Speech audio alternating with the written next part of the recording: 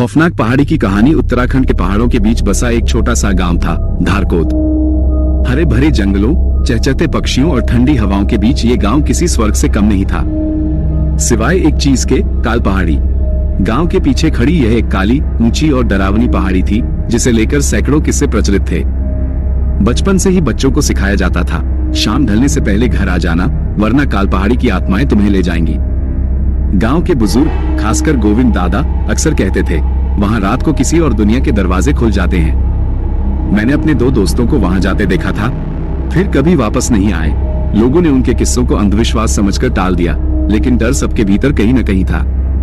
इसी धारकोद गांव में एक दिन पहुंची अदिति, एक जानी मानी यूट्यूबर और ट्रैवल ब्लॉगर। उसका चैनल डरावनी और रहस्यमयी जगहों को एक्सप्लोर करने के लिए प्रसिद्ध था। उसने काल पहाड़ी के बारे में एक ब्लॉग में पढ़ा और तय किया कि वो वहां जाकर सच को सामने लाएगी। डर सिर्फ एक भावना है, हकीकत से कोई वास्ता नहीं, अदिति ने मुस्कुराते हुए कैमरे के सामने कहा। गांव वाले उसे समझाते रहे, लेकिन अदिति नहीं मानी। शाम के 8:30 बजे वो अकेली अपने कैमरे, टॉर्च और रिकॉर्डर के साथ काल पहाड़ी की ओर चल पड़ी। शुरुआत में सब सामान्य था, पेड़ों की सरसराहट और झिंगुरों की आवाज सुनाई देती रही। उसे लगा ये उसका भ्रम है, लेकिन कुछ देर बाद वो साया उसे भी दिखा। फिर भी उसने हिम्मत से काम लिया और आगे चलने लगी। लेकिन जैसे ही वह आधी चढ़ाई पार कर चुकी थी, अजीब घटनाएं शुरू हो गईं। टॉर्च की रोशनी अचानक बंद और चालू होने लगी, कैमरे की स्क्रीन ब्लर होने लगी, आसपास से बच्चों की हंसी और धीमी धीमी औरतों की फुसफुसाहटें आने लगी।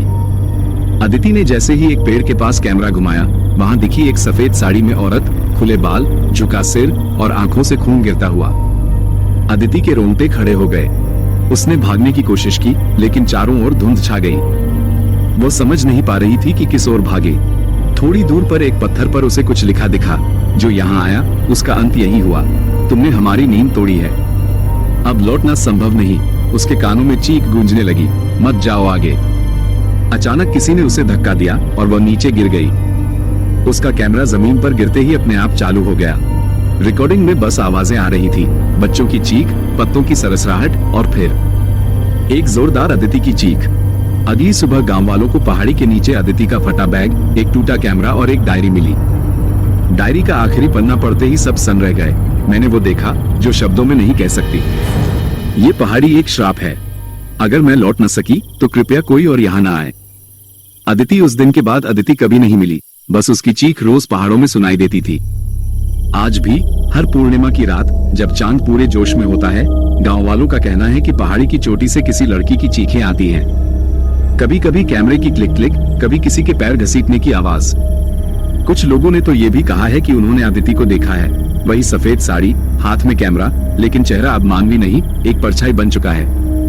क्या आप कभी काल पहाड़ी की ओर जाना चाहेंगे? हमारी कहानी देखने के लिए धन्यवाद। अगर आपको ये पसंद आए तो कृपया लाइक, शेयर और सब्सक्राइब करें, ताकि आपको हमारी आने वाली कहानियां मिल सकें।